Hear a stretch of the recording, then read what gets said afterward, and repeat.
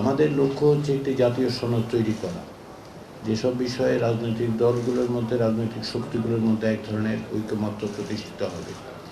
এর বাইরে যেগুলো থাকবে আমরা সেটা জনগণকে অবহিত করব যে এইসব বিষয়ে ঐকমত্য প্রতিষ্ঠা করা যায়নি, সেগুলো আমরা জানাবো কারণ হচ্ছে স্বচ্ছতার জন্য এবং জনগণের পরবর্তী সময়ে রাজনৈতিক প্রক্রিয়ায় সিদ্ধান্ত গ্রহণে সহযোগিতা করার জন্য আমরা মনে করি সেটা খুবই জরুরি।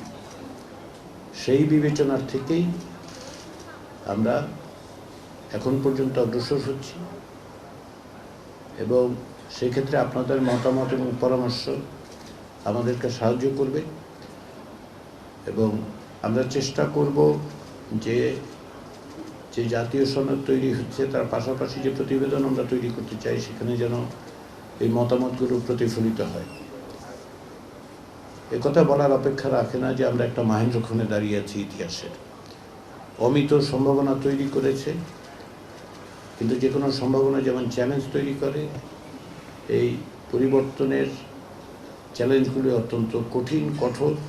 কেননা চেষ্টাটা হচ্ছে রাষ্ট্র কাঠামোর কিছু প্রাতিষ্ঠানিক এবং কাঠামোগত পরিবর্তন। সেটা খুব সহজ হওয়ার কথা নয়। আমাদের প্রত্যাশা যে সমাজের বিভিন্ন অংশের মধ্যে, রাজনৈতিক দল সহ বিভিন্ন অংশের মধ্যে এই যে ঐতিহাসিক মুহূর্ত, এই যে ঐতিহাসিক সুযোগ, সেই সুযোগকে আমরা গ্রহণ করতে পারব। 53 বছরের ধরে যে চেষ্টা, সেই চেষ্টার পাশাপাশি গত 16 বছর ধরে যে সংগ্রাম, সর্বোপরি জুলাই আগস্টের গণঅভ্যুত্থানের মধ্য দিয়ে যে রক্তপাত, সেগুলোর কাছে আমাদের দায় আছে, আমাদের দায়িত্ব আছে, আমাদের প্রত্যেকের।